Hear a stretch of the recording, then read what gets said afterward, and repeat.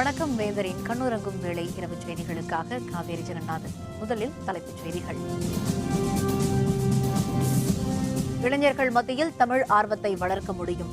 தமிழ் விருது விழாவில் முதல்வர் பன்னீர்செல்வம் பேச்சு. தடையை மீறி நடத்தப்பட்ட ஜல்லிக்கட்டு, களை இழந்தது மாட்டுப் பொங்கல் விழா. காங்கிரஸில் இணைந்தார் கிரிக்கெட் வீரர் சித்து. அமிர்தசரஸ் தொகுதியில் போட்டியிடுகிறார். சமூக வலைதளங்கள் மூலம் புகார் தெரிவிப்பவர்கள் மீது நடவடிக்கை. ராணுவ தளபதி பிபின் ராவத் எச்சரிக்கை. தமிழ் விருதுகள் வழங்குவதன் மூலம் இளைஞர்கள் மத்தியில் தமிழ் ஆர்வத்தை வளர்க்க முடியும் என்று முதல்வர் பன்னீர்செல்வம் தெரிவித்துள்ளார். திருவள்ளுவர் நாளையொட்டி தமிழ்நாடு அரசின் விருது வழங்கும் விழா சென்னை சேப்பாக்கம் கலைவாணர் அரங்கில் நடைபெற்றது. இதில் பல்வேறு அறிஞர்களுக்கு முதல்வர் ஓ பன்னீர்செல்வம் விருதுகள் வழங்கி கௌரவித்தார். திருவள்ளுவர் விருது புலவர் ப வீரமணிக்கும், தந்தை பெரியார் விருது பன்ருட்டி ராமச்சந்திரனுக்கும் வழங்கப்பட்டது. அண்ணல் அம்பேத்கர் விருதை மருத்துவர் ரா துரைசாமியும், பேரறிஞர் அண்ணா விருதை கவிஞர் கூரம் மு துரையும் பெற்றனர். பெருந்தலைவர் காமராசர் விருது நீலகண்டனுக்கும், மகாகவி பாரதியார் விருது பேராசிரியர் முனைவர் ச கணபதி ராமனுக்கும் வழங்கப்பட்டது. பாவேந்தர் பாரதிதாசன் விருதை கவிஞர் கோ பாரதியும், தமிழ் தென்றல் திருவிக்கா விருதை பேராசிரியர் மறைமலை இலக்குவனாரும், முத்தமிழ் காவலர் கி ஆ பே விஸ்வநாதம் விருதை மீனாட்சி முருகரத்தினமும் பெற்றனர். பின்னர் பேசிய முதல்வர் பன்னீர்செல்வம், தமிழ் அறிஞர்களை, இளைஞர்களை ஊக்கப்படுத்தும் விதமாக தமிழக அரசு சார்பில் ஆண்டுதோறும் விருதுகள் வழங்கப்பட்டு வருவதாக தெரிவித்தார். இதுபோன்ற விழாக்கள் மக்களிடையே, குறிப்பாக இளைய சமுதாயத்தினரிடையே தமிழ் மொழியை ஆழ்ந்து கற்க வேண்டும் என்ற ஒரு அவாவினை ஏற்படுத்துவதோடு நாமும் தமிழ் அறிஞராக ஆக வேண்டும் என்ற லட்சியத்தையும் அவர்களின் மனங்களில் நிச்சயம் ஏற்படுத்தும்.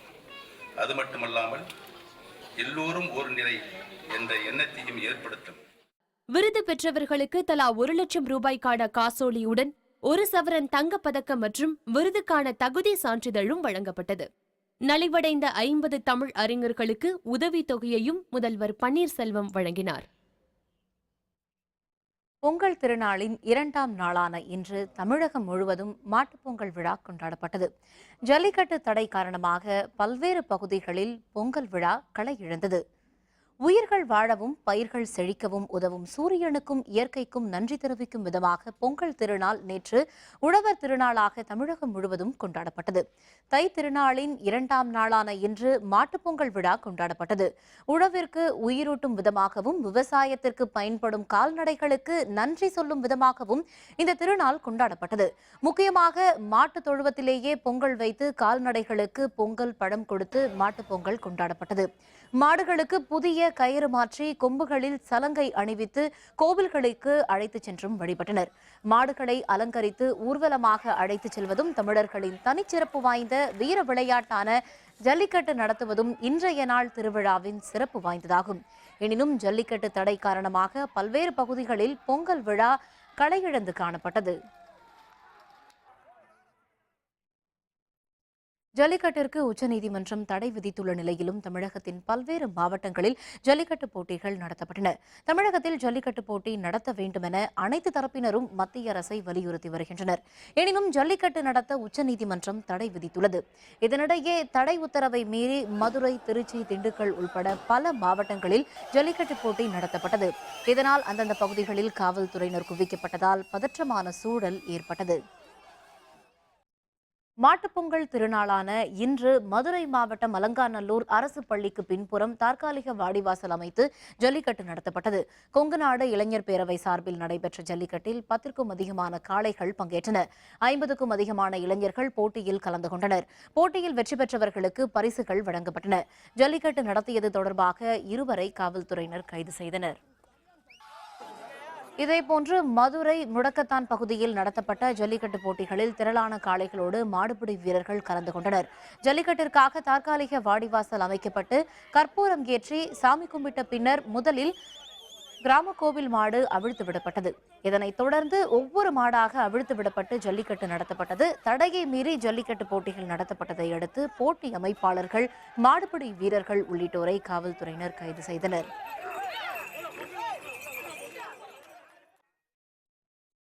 பாலமேடு பகுதியில் காவல்துறையினரின் தடையை மீறி ஜல்லிக்கட்டு போட்டிக்காக காளைகள் அவிழ்த்து விடப்பட்டன. பாலமேடு பகுதியில் காளைகளை அவிழ்த்துவிடக்கூடாது என்று தெரிவித்து காவல்துறையினர் தீவிர கண்காணிப்பில் ஈடுபட்டிருந்தனர். எனினும் ஜல்லிக்கட்டு அமைப்பாளர்கள் காளைகளை அவிழ்த்துவிட்டு ஜல்லிக்கட்டு போட்டிகளை நடத்தினர். இதனையடுத்து அவர்களை காவல்துறையினர் தடியடி நடத்தி கலைத்தனர்.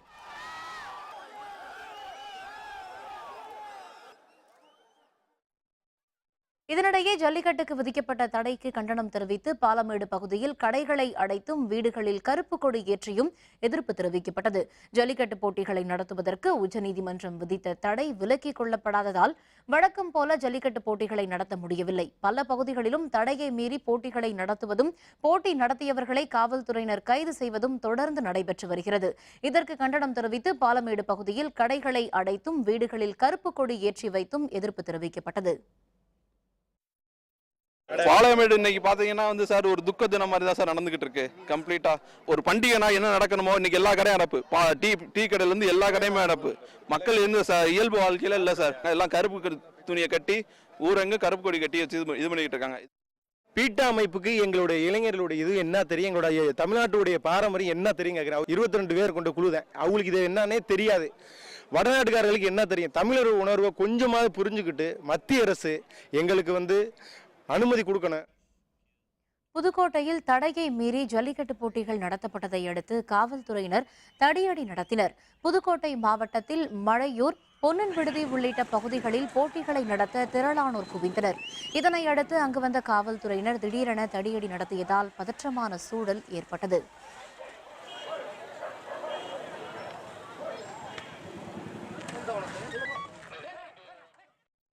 திண்டுக்கல் அருகே உச்சநீதிமன்ற தடையை மீறி நடத்தப்பட்ட ஜல்லிக்கட்டு போட்டிகளில் 30க்கும் அதிகமான காளைகளும் மாடுபிடி வீரர்களும் பங்கேற்றனர்.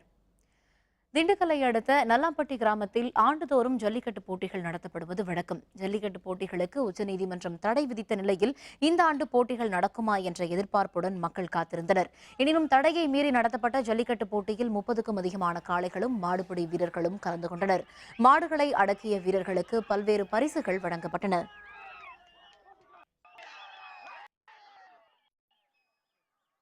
தஞ்சாவூர் மாவட்டம் பொட்டுவாச்சாவடி ஊர் மக்கள் சார்பாக ஜல்லிக்கட்டு போட்டிகள் நடைபெற்றன. தற்காலிகமாக அமைக்கப்பட்ட வாடிவாசலில் காளைகள் அவிழ்த்து விடப்பட்டன. ஒன்றன் பின் ஒன்றாக சீறி பாய்ந்த காளைகளை வீரர்கள் விரட்டிச் சென்று மடக்கினர். அங்கு காவல்துறையினர் வருவதற்குள் போட்டிகள் நடத்தி முடிக்கப்பட்டன. விருதுநகர் மாவட்டம் ஸ்ரீவில்லிபுத்தூர் அருகே உள்ள கூமாப்பட்டி கிராம மக்கள் தடையை மீறி ஜல்லிக்கட்டு நடத்தியதை காவல்துறையினர் தடுத்து நிறுத்தியதால் பதற்றம் ஏற்பட்டது. ஸ்ரீவில்லிபுத்தூர் அருகே உள்ள கூமாப்பட்டி நெடுங்குளம் பகுதியில் ஐயனார் கோவில் முன்பு 10க்கும் அதிகமான காளைகளை அலங்கரித்து பூஜை செய்தனர். பின்னர் காளைகளை அவிழ்த்துவிட்டு கிராம மக்களும் இளைஞர்களும் உற்சாகமாக மஞ்சு விரட்டில் ஈடுபட்டனர். தகவல் அறிந்து வந்த காவல்துறையினர் தடையை மீறி நடத்தப்பட்ட இந்த போட்டியை தடுத்து நிறுத்தினர்.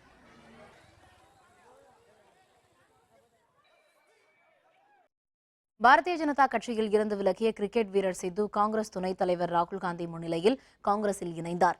பிரபல கிரிக்கெட் வீரர் சித்து 3 முறை அமிர்தசரஸ் தொகுதி எம்பியாக பதவி வகித்தவர். பாரதிய ஜனதா கட்சி மாநிலங்களவை உறுப்பினராக இருந்த சித்து கட்சியில் ஏற்பட்ட அதிருப்தி காரணமாக எம்பி பதவியை ராஜினாமா செய்தார். இதனையடுத்து காங்கிரஸ் அல்லது ஆம் ஆத்மி கட்சியில் அவர் இணைவார் என்று தகவல் வெளியானது. இதனிடையே காங்கிரஸ் துணைத் தலைவர் ராகுல் காந்தியை இன்று சித்து சந்தித்தார். அப்போது ராகுல் முன்னிலையில் காங்கிரஸ் கட்சியில் தன்னை இணைத்து கொண்டார். இதனையடுத்து பஞ்சாப் பேரவைத் தேர்தலில் அமிர்தசரஸ் கிழக்கு தொகுதியில் போட்டியிடுவார் என்று எதிர்பார்க்கப்படுகிறது. பாரதிய ஜனதா கட்சியில் இருந்து ஏற்கனவே விலகிய சித்துவின் மனைவி கவுர் காங்கிரஸ் கட்சியில் சேர்ந்ததும் நினைவு கூறத்தக்கது. ராணுவ வீரர்கள் தங்களுக்கு ஏற்பட்டுள்ள குறைகளை முறையாக தெரிவிக்கலாம் என்றும் சமூக வலைதளங்கள் மூலம் தெரிவிப்போர் மீது நடவடிக்கை எடுக்கப்படும் என ராணுவ தளபதி பிபின் ராவத் தெரிவித்துள்ளார். ராணுவ நாளை ஒட்டி ராணுவ வீரர்களிடையே உரையாற்றிய ராணுவ தளபதி பிபின் ராவத் ராணுவ வீரர்களுக்கு ஏற்படும் குறைகளை முறைப்படி தெரிவிக்க வேண்டும் என்று கூறினார். சில வீரர்கள் தங்களது குறைகளை தெரிவிக்க சமூக வலைதளங்களை பயன்படுத்தி வருவதாகவும் இதனால் ராணுவத்தின் பெருமைக்கும் களங்கம் ஏற்படுவதாகவும் தளபதி பிபின் ராவத் கூறினார். இதுபோன்ற சமூக வலைதளங்களை எதிரிகள் தவறாக பயன்படுத்த வாய்ப்புள்ளதாக அவர் எச்சரித்தார். பிரச்சனை உள்ள வீரர்கள் தேவைப்பட்டால் தம்மை சந்தித்து புகார் கூறலாம் என்றும் ராணுவ தளபதி பிபின் ராவத் தெரிவித்தார். கேரளத்தில் கணக்கில் வராத 50 லட்சம் ரூபாய் அளவிற்கு புதிய 2000 ரூபாய் பணத்தாள்களை வைத்திருந்தது தொடர்பாக 3 பேர் கைது செய்யப்பட்டுள்ளனர். மும்பையில் இருந்து 3 பேர் மலப்புரத்திற்கு வந்தனர். அவர்கள் மும்பையைச் சேர்ந்த ஹவாலா பண பரிவர்த்தனை கும்பலைச் சேர்ந்தவர்கள் என்று காவல்துறைக்கு தகவல் கிடைத்தது. இவர்களிடம் நடத்திய விசாரணையின் போது கணக்கில் காட்டப்படாத 50 லட்சம் ரூபாய் மதிப்புள்ள பணத்தாள்கள் இருந்தது தெரியவந்தது. இவை அனைத்தும் புதிய 2000 ரூபாய் பணத்தாள்களாகும். இது தொடர்பாக முகமது ஜஸ்மீர், பாசல் ரஹ்மான், உன்னி மொய்தீன் ஆகிய 3 பேரை கேரள காவல்துறையினர் கைது செய்து விசாரித்து வருகின்றனர். திருவள்ளுவர் திருநாள் விழா, முதல்வர் அமைச்சர்கள் மரியாதை. விவரம் விளம்பர இடைவேளைக்கு பிறகு.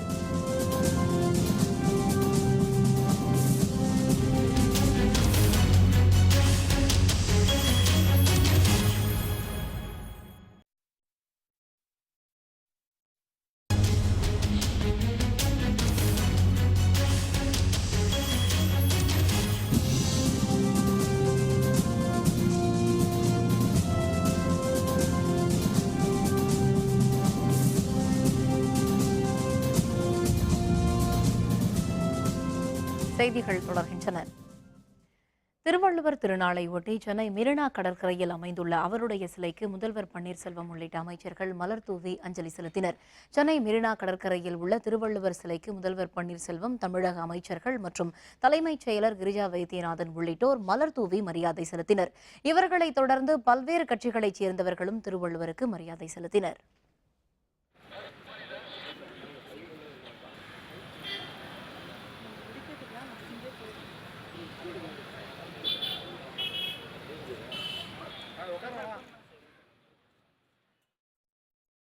திருவள்ளுவர் நாளையொட்டி புதுச்சேரியில் உள்ள அவரது திருவுருவச் சிலைக்கு முதல்வர் நாராயணசாமி மாலை அணிவித்து மரியாதை செலுத்தினார். தமிழகத்தில் திருவள்ளுவர் தினமான இன்று பல்வேறு இடங்களில் திருவள்ளுவர் சிலைக்கு மாலை அணிவித்து மரியாதை செலுத்தப்பட்டது. புதுச்சேரி புதிய பேருந்து நிலையம் அருகே உள்ள அவரது திருவுருவச் சிலைக்கு அரசு சார்பில் முதல்வர் நாராயணசாமி, பேரவை துணைத் தலைவர் சிவக்கொழுந்து, அமைச்சர்கள், எம்எல்ஏக்கள் ஆகியோர் மாலை அணிவித்து மரியாதை செலுத்தினர்.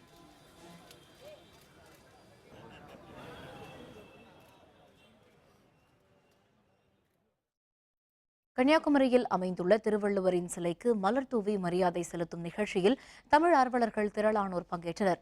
உலக பொதுமறையான திருக்குறளை உலகிற்கு தந்த திருவள்ளுவரின் 133 அடி உயர சிலை முக்கடலும் சங்கமிக்கும் கன்னியாகுமரியில் கடலின் நடுவே அமைக்கப்பட்டுள்ளது. திருவள்ளுவர் நாளான இன்று தமிழ் ஆர்வலர்கள் திருவள்ளுவர் சிலைக்கு மலர் தூவி மரியாதை செலுத்தினர். திருவள்ளுவர் சிலையை கண்டுகளிக்கும் விதமாக இலவச படகு சேவை தொடங்க வேண்டும் என்று தமிழறிஞர்கள் கோரிக்கை விடுத்துள்ளனர்.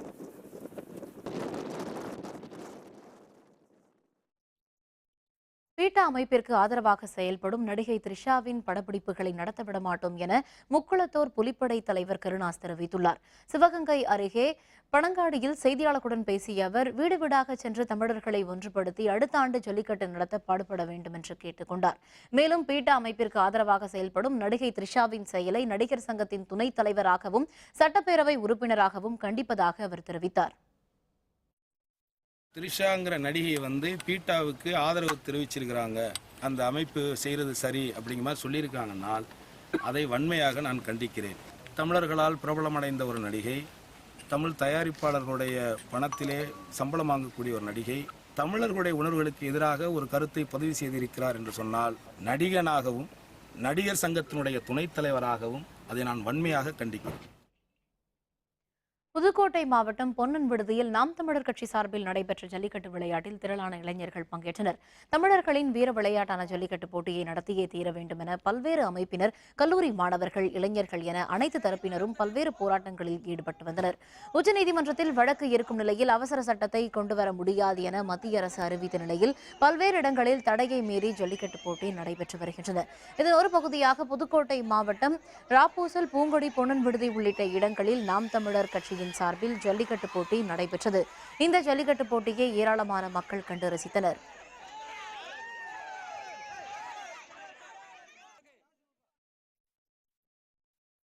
திருநெல்வேலி மாவட்டத்தில் அறிவியல் மையத்தில் நடைபெற்ற பொங்கல் திருநாளில் வெளிநாட்டு சுற்றுலா பயணிகள் ஆர்வத்துடன் கலந்து கொண்டனர். திருநெல்வேலி மாவட்டத்தின் அறிவியல் மையத்தின் சார்பில் வெளிநாட்டு சுற்றுலா பயணிகளுக்காக பொங்கல் விழா கொண்டாடப்பட்டது. இந்த விழாவில் அமெரிக்கா உள்ளிட்ட வெளிநாட்டு சுற்றுலா பயணிகள் பலர் கலந்து கொண்டு தமிழர்களின் பாரம்பரியம், கலாச்சாரம், பண்பாடு உள்ளிட்டவற்றை அறிந்து கொண்டனர். தமிழர்களின் வீர விளையாட்டான ஜல்லிக்கட்டு போட்டி தொடர்ந்து நடத்தப்பட வேண்டும் என்று அவர்கள் தெரிவித்தனர். Pongal Festival, we are very happy to be here. Thank you so much. We enjoyed. It's beautiful. Thank you for welcoming us so beautifully. We really like this. We are happy to be here at the Pongal Festival. Thank you so much. We're overwhelmed by the friendliness and the warmth of the people, and the festival is a very honorable thing for us to experience the food, the culture, the music, and all the warm feelings. Perambalur மாவட்ட விவசாயிகள் ஏர் உழும் காளைகளுக்கு நன்றி செலுத்தும் விதமாக மாட்டுப்பொங்கல் விழா சிறப்பாக கொண்டாடப்பட்டது. பெரம்பலூர் மாவட்டத்தின் பல்வேறு கிராமங்களில் மாடுகளை குளிப்பாட்டி, கொம்புகளை சீவி, வர்ணம் பூசி, உடல் முழுவதும் பொட்டு வைத்து, கழுத்து மணி உள்ளிட்டவைகளை மாற்றி அலங்கரித்து சிறப்பு பூஜைகள் செய்து வருகின்றனர். இந்த ஆண்டு வறட்சியால் விவசாய பணிகள் பாதிக்கப்பட்டுள்ளதால் வரும் ஆண்டுகளில் பருவமழை பெய்து வளம் பெருக வேண்டி இறைவனிடம் வழிபாடு செய்தனர். பொங்கல் அன்னைக்கு காலையில் மாடு கண்ணை குளிராட்டி கட்டுத்துறையை க்ளீன் பண்ணி அன்னைக்கு பச்சை புல் போடுவோம், வயிறு ரொம்ப போடுவாங்க. அதுக்கு அடுத்தாப்புல சாமி படையல் போட்டு இது பண்ணி முடிச்ச சாமி கும்பிட்ட ஒரு படம். அது எங்களுக்கு ஒரு தெய்வம். வருஷம் 300 நாள் எங்களுக்கு பணம் வந்துடுது. அதனால் சாமி கும்பிட்டு முடிச்சோன்னா அதுக்கு ரொம்ப தொட்டி இது பண்ணுவோம். அது ஒரு தெய்வத்தை கும்பிட்டு நாங்கள் இது பண்ணுவோம். மாட்டுப் பொங்கல் வருஷம் பூரா எங்களுக்கு மாடு உழைத்து கொடுத்துருக்கிறதுனால இதை கொண்டாடுறோம். நம்ம இருந்தாலும் இந்த வருஷம் கடுமையான வறட்சியை மீறி இருந்தாலும் இந்த ஒரு நாள் சந்தோஷமாக இருக்குன்னு மாட்டுக்கு காலையில் எழுந்திரிச்சு குளிப்பாட்டிட்டு வர்ணம் பூசி மூக்கணாங்கயிறு, தும்பு கயிறு எல்லா கயிறு மாற்றி சந்தோஷமாக இருக்கிறோம். அடுத்த வருஷமாவது நல்லபடியாக இருக்கணும்னு நாங்கள் ஆண்டவனை வேண்டிக்கிறோம். இனி SRM தமிழ் பேராயம் வழங்கும் வேந்தர் டிவியின் நூலின்றி அமையாது அறிவு சென்னை புத்தக காட்சி சிறப்பு செய்தி தொகுப்பு.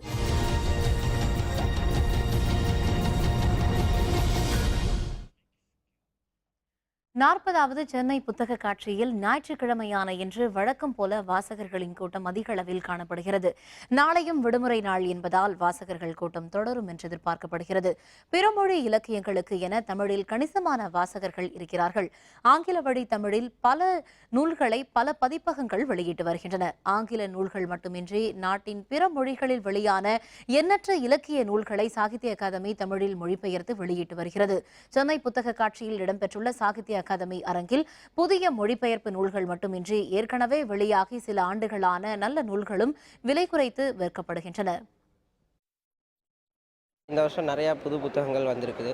அதில் கன்னட மொழிபெயர்ப்பு, மலையாள மொழிபெயர்ப்பு, இந்த மாதிரி நிறையா மொழிபெயர்ப்பு நிறையா நூல்கள் வந்திருக்கு. இதில் இரா சம்பத், இரா காமரசு, அப்புறம் சேதுபதி இவங்கெல்லாம் நிறையா புத்தகங்கள், புது எழுத்தாளர்களோட புத்தகங்கள் நிறையா வந்திருக்குது. இந்திய இலக்கிய சிற்பிகள்னு ஒரு 100-150 பேரோட அவங்களோட வாழ்க்கை வரலாறு ஒரு சின்ன 50 ரூபா புத்தகத்தில் போட்டிருக்கோம். அதுவும் வந்திருக்கு. வாசிப்பு பழக்கத்தின் மூலமாக மட்டுமே மனிதர்கள் அறிவை பெற முடியும் என சென்னை புத்தக கண்காட்சிக்கு வந்திருந்த மூத்த எழுத்தாளரான SA பெருமாள் குறிப்பிடுகிறார். எங்கெங்கோ இருக்கிற விஷயங்களை காலம், தொலைவு ஆகியவற்றை கடந்து புத்தகங்கள் தான் வாசகர்களிடம் கொண்டு வந்து சேர்க்கின்றன என்றும் பெருமாள் தெரிவித்தார். ஒரு பெண் இறந்து போனால் அவள் கையிலே, அந்த சடலத்தின் கையிலே ராமாயணத்தை கொடுப்பார்கள். அந்த பழக்கம் இருந்தது. ஐரோப்பாவிலே இறந்து போனவனை சவப்பெட்டியில் வைத்து மூடுகிற போது அந்த மூடுகிற பகுதி ஒரு கவிழ்த்து வைக்கப்பட்ட புத்தகத்தை போல இருக்கும். இறந்ததற்கு பிறகும் அவன் புத்தகத்தை படிக்க வேண்டும் என்பதுதான் அதனுடைய அர்த்தம். ஆகவே எந்த அளவுக்கு மனிதர்கள் வாசிப்பு பழக்கத்தை மேற்கொள்கிறார்களோ, புத்தகங்களை படிக்கிறார்களோ, அதை பொறுத்து அவர்கள் முன்னேறுவது மட்டுமல்ல, இந்த நாடும் முன்னேறும். புத்தக காட்சிக்கு தொடர்ந்து வருவதாக சில வாசகர்கள் தெரிவித்தனர். சிறுவர்கள் விரும்பி படிக்கும் வகையிலான புத்தகங்களை தேர்ந்தெடுத்து வாங்குவதற்காக இங்கு வந்துள்ளதாகவும் அவர்கள் கூறினர். இந்த புத்தக கண்காட்சியை 6 மாதத்துக்கு ஒரு முறை நடத்தலாம். ஆண்டுக்கு ஒரு முறை என்பது அதிகம். ஒரு 10,000 ரூபாய் கையில் இருந்தால் கூட புத்தகம் வாங்க முடியாது. அவ்வளோ அறிவு கூர்மையான புத்தகங்கள் இந்த புத்தக கண்காட்சி சாலையில் நமக்கு பார்க்க ஒரு பெரிய அரிய வாய்ப்பு. நான் மட்டுமல்லாமல் எனது பேரனையும் இந்த புத்தக கண்காட்சிக்கு அழைத்து வந்திருக்கிறேன். ஒரே இடத்துல நிறைய புக்ஸ் நம்ம பார்க்கலாம். தனித்தனியாக போய் ஒவ்வொரு இடத்துல போய் நம்ம சர்ச் பண்ணி வாங்கணும்னு அவசியம் இல்லை. ஸோ இங்கே நம்ம இருக்கிறதுனால ரொம்ப it is very useful to us. Government இந்த மாதிரி பண்ணுறது ரொம்ப நல்லதுன்னு நான் நினைக்கிறேன். சயின்டிஃபிக் ரிலேட்டடானது, அப்புறம் கம்ப்யூட்டர்ஸ் புக்ஸு, அப்புறம் short stories and novels, Tamil நாவல்கள் நிறைய அந்த மாதிரியும் வந்திருக்கும். முதல் தேடல் என்னவாக இருந்ததுன்னா, சினிமா சம்மந்தமாக என்னென்ன புத்தகங்கள் இருக்கும் பார்க்கணும் அப்படின்னு சொல்லிட்டு வந்திருந்தபோது 2 புக்குகள் ரொம்ப எனக்கு நல்லா இருந்தது. இளையராஜா சார் பற்றி ஒரு புக்குகளும் அது எனக்கு இருந்தது. ஒரு பேத்தி பிறந்திருக்கா, ஸோ அவளுக்கு என்னென்ன புக்கு பார்க்கலாம் அப்படின்றது தான் என்னுடைய மெயின் இதாக அதுக்கு வந்திருந்தேன். தேடும்போது நிறைய அதை சம்மந்தமான புக்குகள் இருக்குது. இவ்வளோ பெரிய இவ்வளோ புக்குகள் ஒரே இடத்துல இருக்கிறது எனக்கு ரொம்ப ஆச்சரியமான ஒரு விஷயமா இருக்குது. IS தீவிரவாதிகள் மீது குண்டுமழை, துருக்கி ராணுவம் வான்வழி தாக்குதல். விவரம் விளம்பர இடைவேளைக்கு பிறகு.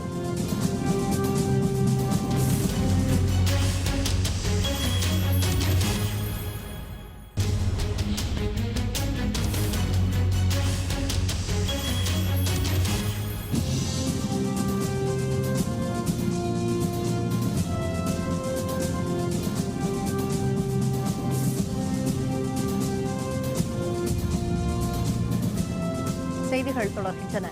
இனி அயலக செய்திகள்.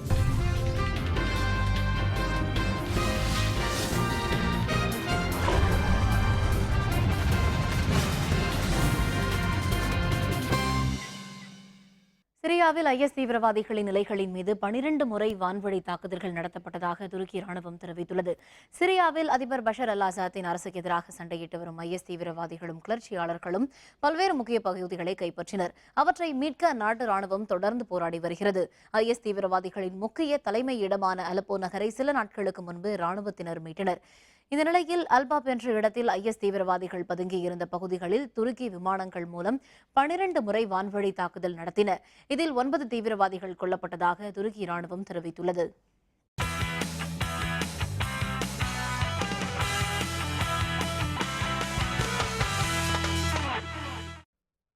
ஆஸ்திரேலியாவில் நடைபெற்ற சைக்கிள் போட்டியில் சிறப்பாக சைக்கிளை இயக்கிய காலேப் இவான் முதலிடத்தை பிடித்தார். ஆஸ்திரேலியாவின் அடிலைட் நகரில் இந்த போட்டி நடைபெற்றது.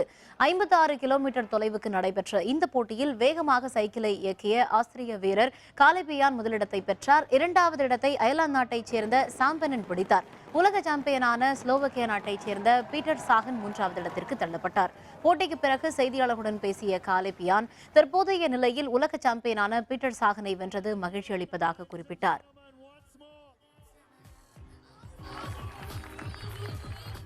மீண்டும் தலைப்புச் செய்திகள். இளைஞர்கள் மத்தியில் தமிழ் ஆர்வத்தை வளர்க்க முடியும்.